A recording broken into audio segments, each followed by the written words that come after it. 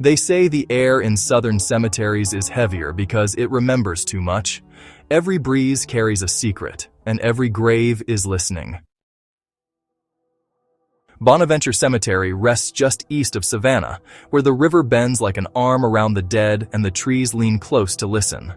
Spanish moss drapes from branches in long gray veils, softening the light until the day itself feels half asleep. Tourists visit for beauty, the marble angels, the elaborate iron fences, the pathways that curl through time. But locals know the calm carries a pulse.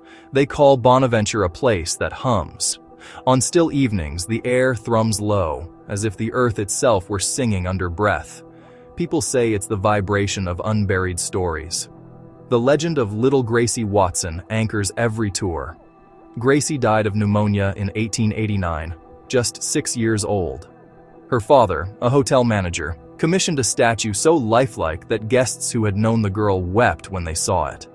The sculptor captured every dimple, every fold of her dress, and somehow even the mischief in her smile. Over the years, visitors began leaving toys for luck. Dolls, pennies, tiny stuffed animals. When the family fenced the statue to stop wear, the offerings didn't cease, they multiplied. Guides swear the toys move between visits, and night guards report finding new handprints on the glass, always small, always facing outward. One officer said the air near the statue feels charged, like the moment before lightning strikes. Another said he once heard humming, faint and childlike, echoing from nowhere he could pinpoint. But Gracie's presence isn't the only whisper in the Oaks. Old caretakers talk about the sailor on the bluff, a figure who walks near the river wall humming sea shanties from centuries past. The tune drifts over the water and then stops without echo. A coin, always warm to the touch, sometimes appears on an anchor-marked headstone not far from where river pilots used to stand watch. They say it's the ghost of a drowned deckhand paying his fare for a passage home. Skeptics call it coincidence, yet the coin returns even after storms. Photographers chasing the golden hour often capture figures they didn't frame, women in lace shawls or men in Civil War coats stepping between tombs. When the photos develop, the shapes fade like smoke, but a gray shimmer remains where light should have been clean. One researcher set up motion sensors overnight and caught nothing, until he reviewed the audio and heard footsteps crunching gravel, slow, steady, unaccompanied by wind. The devices registered no movement, only temperature drops and static shaped like breathing. Savannah is a city built on its own remains, and Bonaventure is its heart. Epidemics, fires, and wars layered the ground until graves overlapped like pages. Each rainstorm unsettles the soil, releasing scents of iron and damp cedar. Locals say that's why the dead don't rest. They're too often disturbed. One historian once stayed the night cataloging inscriptions. Around 2 in the morning, he woke to find his notebook placed neatly at his feet, pages turned to the next entry. He swears he had been sleeping with his hands across his chest. Still, Bonaventure doesn't feel malicious. Its ghosts are conversational, almost courteous. They startle, but they do not harm. Residents visiting family plots claim to feel comfort rather than fear, like being acknowledged by someone unseen. Yet beauty that deep has edges.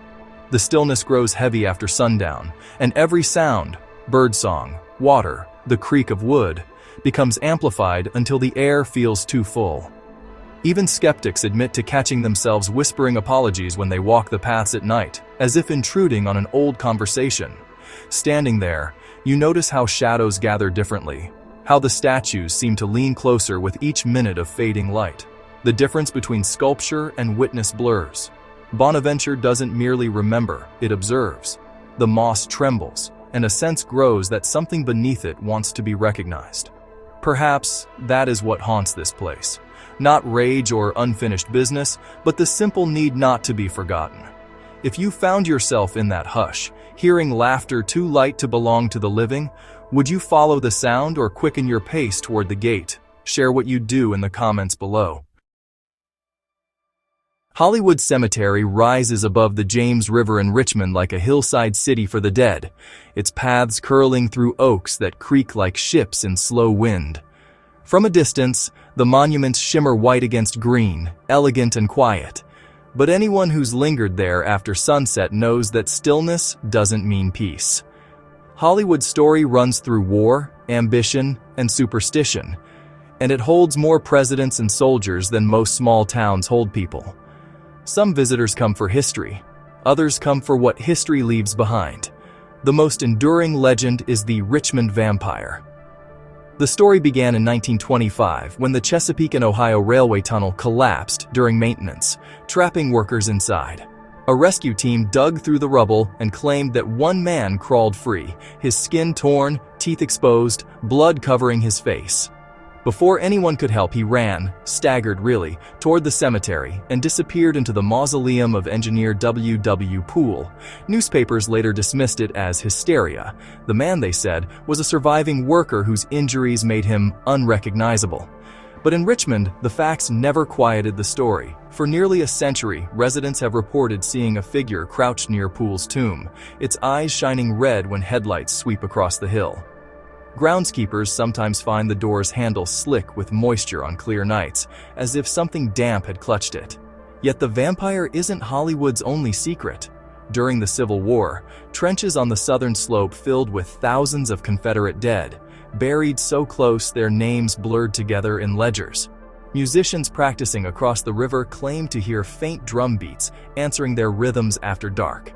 3 soft taps, then silence.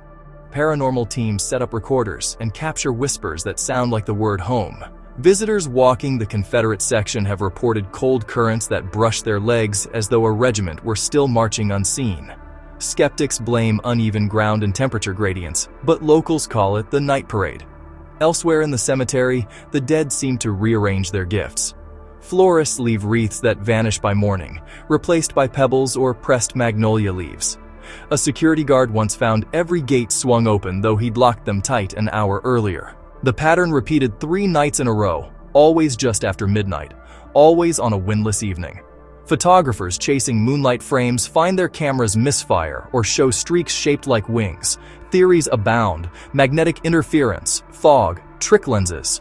But one student said he felt a cold hand steady his elbow just as his tripod tipped. The touch, he said, felt grateful. Hollywood's beauty feeds its strangeness. Its hills roll like waves, tombs stacked at odd angles, angels tilted forward as if listening. On humid nights, fog climbs from the river and glows pale under lamplight. Locals joke that the city breathes through this cemetery, exhaling the ghosts it can't contain. Tour guides often pause near the President's Circle, where Jefferson Davis, John Tyler, and James Monroe rest beneath towering obelisks. Visitors sometimes catch whispers between the stones, faint arguments, too muffled to decipher. Perhaps power never retires quietly. Then there's the phenomenon of the red light. Several times a year, drivers crossing the Belvedere Street Bridge see a faint crimson glow moving among the graves. Some think it's teenagers with lanterns, others that it's static charge from nearby power lines. Yet when police respond, the cemetery stands empty. The light is gone, the air metallic, and dogs in nearby neighborhoods howl for an hour afterward. In Richmond folklore, that's the vampire stretching his legs, checking his dominion before dawn. Despite the rumors, Hollywood feels more solemn than sinister. Many who visit speak of calm rather than fear, a deep quiet that makes the heart beat slower. Still, that calm is layered with tension, like a held breath waiting to release. You can sense eyes on your back near the river overlook, a weight of memory pressing close. The cemetery's name was meant to honor its holly trees, but it fits the way legends cling to this place like shadow to marble. If you stood there tonight, mist curling around your knees and the mausoleum door creaking open just enough to breathe out cold air, would you step closer to see what waits inside? Or would you turn, walk quickly to your car, and tell yourself it was just the wind? Add your answer in the comments below. Metairie Cemetery stands in the heart of New Orleans, where the air is heavy with perfume and decay, and every shadow feels theatrical. Built on what was once a racetrack, its sweeping oval layout still hints at motion, as if the city's restless pulse continues to circle even in death. The living call it a masterpiece of marble and memory, but the locals know it as something else, a stage where spirits never learned to bow. When the racetrack closed after the Civil War, investors converted the land into a cemetery for the wealthy, turning the former grandstand into rows of ornate tombs. That conversion gave birth to one of its earliest legends. Groundskeepers say that when the wind comes from the south, you can hear hooves pounding the asphalt lanes, racing unseen around the oval. Some nights, a spectral jockey flashes past the gates, his form faint, but his whip sharp in the air. He's said to be a rider named Marcus Lemoyne, thrown during a race in 1853 and killed instantly. Witnesses claim his spirit gallops eternally, finishing laps that history denied him. But racing ghosts aren't the only ones haunting Metairie. The cemetery's most famous structure, the Weiss Tomb, looms like a miniature cathedral of carved stone. Locals call it the wedding cake, both for its grandeur and for the family tragedy it commemorates. At dusk, passers-by swear they see a woman in white standing just inside the arched doorway, veil billowing though there's no wind. The story says she was meant to be married in St. Louis Cathedral, but died of yellow fever the night before the ceremony. Her groom built the tomb and placed her wedding dress inside. It's said that once every spring, the scent of lilies drifts through the corridors of the cemetery, even when no flowers have been laid. Photographers sometimes catch a pale silhouette near the Weiss crypt, always the same height, always head bowed. One night guard quit after hearing a woman's voice hum a bridal tune from within the marble walls.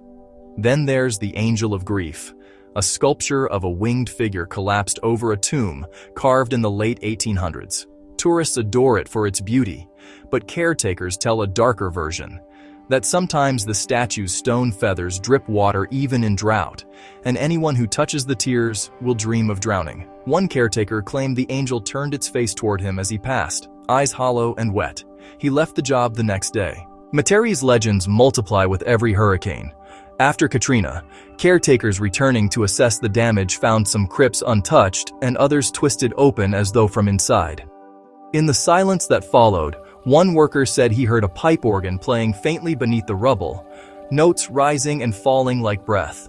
Skeptics blamed wind pressure through the shattered mausoleums, but survivors of that cleanup team still crossed themselves before entering the cemetery. They say Metairie absorbed the city's grief, that the flood carried not just water, but memory, and memory once inside, refuses to leave. The cemetery's elegance only sharpens its eeriness. The marble shines under moonlight, and angels cast long shadows that move when nothing else does. The old racetrack curve creates strange acoustics.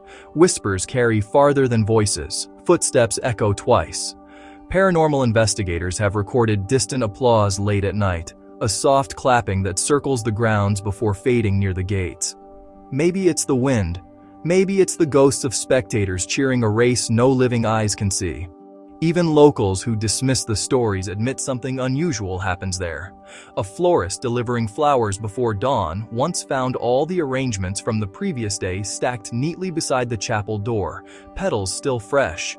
Security footage showed nothing, just static during the exact 2 minutes when the flowers moved. Visitors describe feeling as if someone walks beside them unseen, matching pace until they leave the central loop. The sense stops the moment they exit the gates, as though whatever follows them respects boundaries drawn long ago. New Orleans is a city built on rhythm. Funeral marches, second lines, jazz spilling from open doors, and Metairie matches that cadence. It mourns loudly. When a brass band practices nearby, the music floats across the tombs, and some say you can hear faint horns answering, playing a half measure behind. If that sounds impossible, remember this is a place where even silence syncopates. Should you ever visit, stand still near the center curve at twilight. Listen for hooves or hymns or the brush of lace against marble. And if you hear a woman humming where no one stands, decide quickly whether to stay and listen or to leave before the gates close. Either choice has its own kind of courage. Tell me in the comments which one you'd make.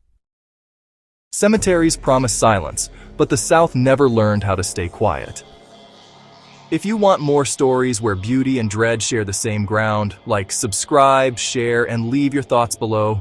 And remember, some graves hold the dead, and some only hold the echo of who's still waiting.